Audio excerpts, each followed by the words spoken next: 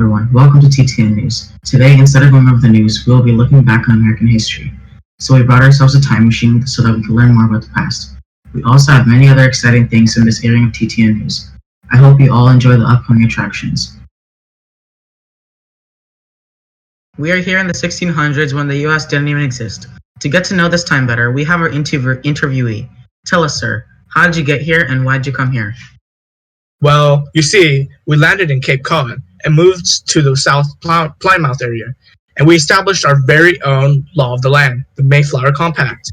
It gets really cold here in the winters, and we have to grow and hunt our own food. We came back because we were sick of being mistreated here by the British. Your life now, is it better than your old life down in Britain? Life lately has been difficult. We have to work very hard for our own food and land. The land here is wild and unknown. However, I enjoy it very much. My family and I prefer this life compared to that of the persecution in Britain. How was your trip from Britain to here? The journey was long and cold, and we shared our cramped rooms with many others. And many of us, by the time we got here, the conditions were cold and rough, food was hard to come by, and no one knew if we were going to make it there alive. How have you guys survived so far? By the first winter, about half of us were dead. However, the next spring, some nice Indians taught us how to farm and hunt. We learned to grow interesting plants that are called corn and squash. Anything else you would like to tell us about life here? I have no idea what the future holds for us. However, hopefully life will improve in the near future. Like I said, life is harsh, but it sure beats persecution in Britain. Thank you for your time. I appreciate it. No worries, sir. Have a nice day. You too. Alright, I'll forward you all to Andy now. Thank you, Vijendra. We are here over a century later, where one of the most important wars in history just took place. The same place we just visited has evolved over time. But what is happening here? Let's ask Thomas Jefferson. Hello, Mr. Jefferson. Would you mind being asked a few questions? No, not at all. Go ahead, young fellow. Thank you. So where is this place? Right now, we're in what we know as Independence Hall. What is happening right now? We just signed the Declaration of Independence. We're branching away from the British monarchy and creating our own great nation. So what impressive things do you want independence from? We're all angry at the extensive taxation by the British on products such as paper and tea. We've also had our rights that the British promised taken away, such as having a say in Parliament or even having our homes private. Man, that sucks. How do you feel about this oppression? There are 13 colonies with different economies, and we are all angry at the British. We've been so angry that we have arrived at the point where the United States have just declared independence. What are your plans for the future of America? Although we are happy with our newfound independence, our happiness may be short-lived. We are stirring up a revolution against Britain, and Britain is known for its strong military power and intimidating navy. With powerful generals and the sheer willpower of America, however, I know we can do this. Tough. Well, good luck on your endeavors, and I hope everything works out for you and this great nation. Now, we have a special project coming to you from Sethi Studios. Hope you all enjoy. This episode of Keeping Up with the Founding Fathers is brought to you by Sethi Studios. You see, Benjamin, I told you that these articles of confederation would not last a decade. We need something that can actually give us the government power, as well as the people. You mean something that will actually benefit the society and give us a real government? Like a working monetary system? Oh my god, yes, Jefferson! You have any ideas? Wait, what's wrong with the articles again? Have you heard anything about Danny O'Shea? He literally took down the entire government and we couldn't do anything about it. Wait a minute, why are the articles at fault? Since every single state has different currencies, and we do not have the ability to create a proper military because our militia is small, we cannot unify our people with these articles. I suggest having a refresh to the articles. Good idea, I second this. I think this is illogical. Wait, why? We're not refreshing the articles. That's illogical right there. You simpletons, that's the lamest solution to our problems. While you were sitting there debating, I came up with a mastermind technique to eradicate the faults of the articles. I present to you my brainchild, the Constitution. Included in this masterpiece comes a unifying currency, the United States dollar. Along with it are multiple clauses and sections stating the law of the land. And best of all, it organizes the government into multiple subdivisions, the federal, state, and local governments, each with executive, judiciary, and legislative branches to maintain the law of the land, all part of a master plan called federalism. There's no way you wrote that yourself. This idea is really good. I feel that this could be the perfect solution. Good idea. I have an idea that where we have these things called amendments, and what they do is That concludes this episode of Keeping with the Founding Fathers.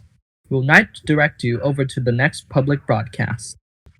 Welcome everybody to TTN's game show. Tonight our topic will be on expansion. I hope you all are ready for it. Our two contenders today will be faced with having to answer questions about our given topic. The winner will be given $100,000. Our two contenders today are Andy and Saamarth.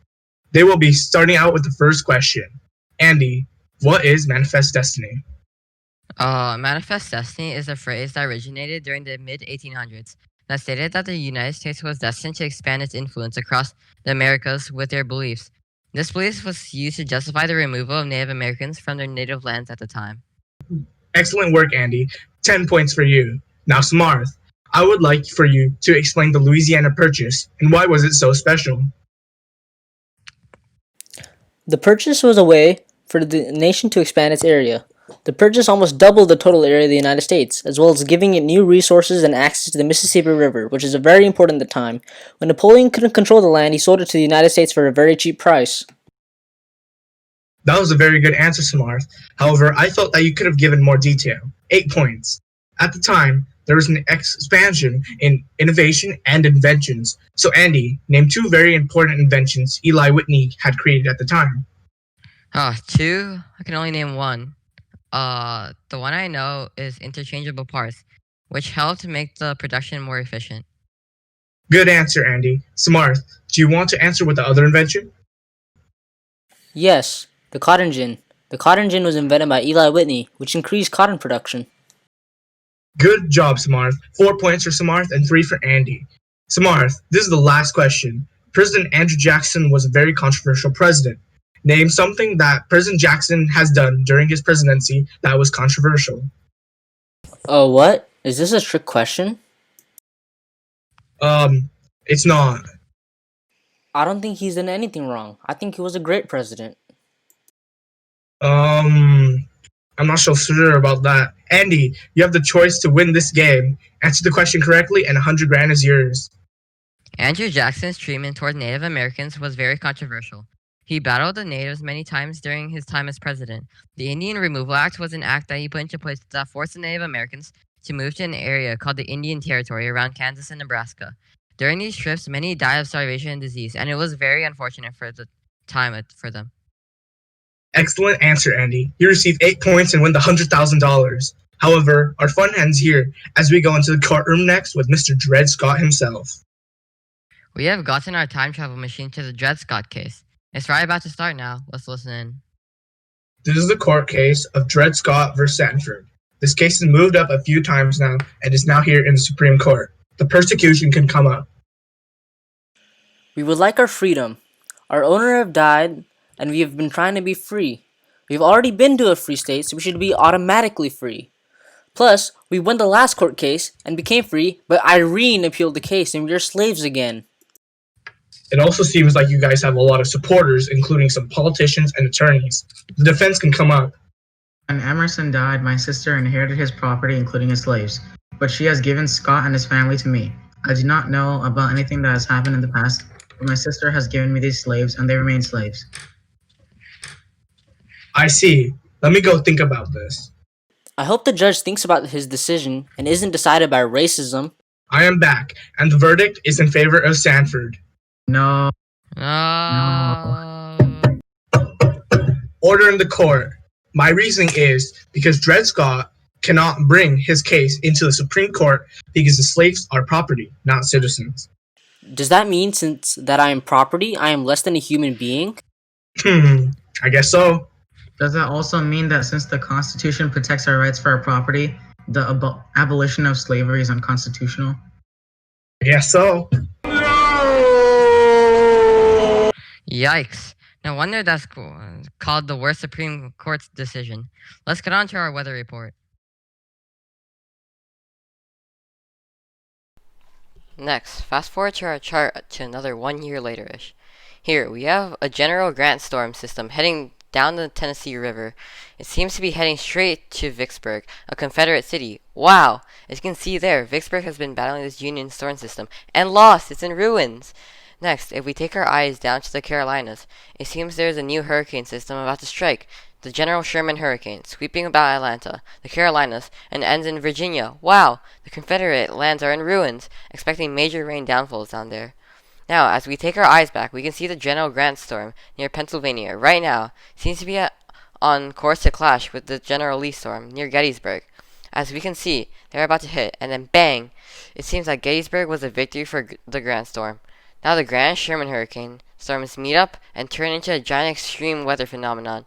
It seems to be going to the Potomacs, and it is dwarfing the General Lee storms. This looks like a huge problem for all the folks in Virginia near the Potomacs. Make sure to stay safe, everyone. Now, I'm handing it over to our late night show host, Saamarth. Welcome to the Late Night Show with your host, Saamarth. And today we're going to have a very special guest, Ida B. Wells. Today we're going to talk about a very sensitive topic, lynching. Well, what do you have to say about this? Well, a while back, I started my activism against lynching when 3 of my good friends who owned a grocery store were lynched by a white mob. From then on, I traveled across the country, preaching the terrors of lynching. It says here that you even traveled to England to spread the news on the terrors of lynching. Can you tell me some more about that? Okay, some folks and fellow advocates invited me to speak at their convention in Britain about my experiences in America. Of course, I jumped at the opportunity and gave many speeches and demonstrations on how terrible lynching was, and I attracted extremely large sympathetic audiences. I thought it really helped me in spreading awareness. One last question before we wrap the show up. Is there any message you want to give to the audience? I know you have a lot of things to say. Yes, I do. I do want to take a moment to denounce racism and brutality against blacks. Lynching is a truly terrible form of punishment that has become widely accepted by many whites. Lynching is truly evil and has a lasting impact in the hearts of the black community. I personally think that it should fall under the 8th Amendment as punishment, yet it is still used widely across the nation. We need to stop lynching and racist acts of brutality by speaking up and raising our voices. Thank you for having me. Thank you too. Our final show of the day is a documentary that our colleague Alexander had the opportunity to narrate. Tonight, we have a special documentary called Railroad of Industry, brought to you by Sethi Studios. Towards the end of the 19th century, the Industrial Revolution overtook America in a puff of steam. The revolution kicked off with the project of building the Transcontinental Railroad, which had the Union Pacific Company start building from Omaha, while the Central Pacific Company started building from Sacramento. They were to meet at Promontory, Utah. After over half a decade of backbreaking work, a golden spike in the tracks celebrated the completion of the railroad. The Industrial Revolution became extremely profitable for anyone who held a monopoly in their industry. After the creation of electric elevators in the 1880s, buildings are no longer bound by how much a person could walk. These new skyscrapers needed to be built out of a strong and durable material, steel. Andrew Carnegie founded the Carnegie Steel Company to meet this demand. He cut the price of steel in half, forcing most of his competitors out of business. After selling his company, Carnegie became the richest man on earth. Another major industry was oil. Americans depended on it for light and heat before the creation of electricity by Thomas Edison. John D. Rockefeller started the Standard Oil Company, which sold kerosene instead of oil. Rockefeller dominated the oil industry through dishonest methods, such as buying other companies or threatening unemployment.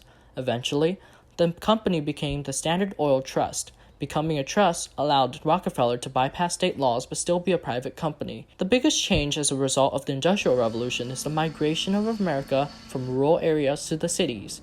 Cities sprouted and expanded all across America, and finally, by 1920, more Americans lived in cities than in rural areas. Thank you all for listening to this exclusive broadcast of TTN News. I hope you learned something new today and enjoyed the special broadcast. Thank you all, and we will see you next time on TTN News.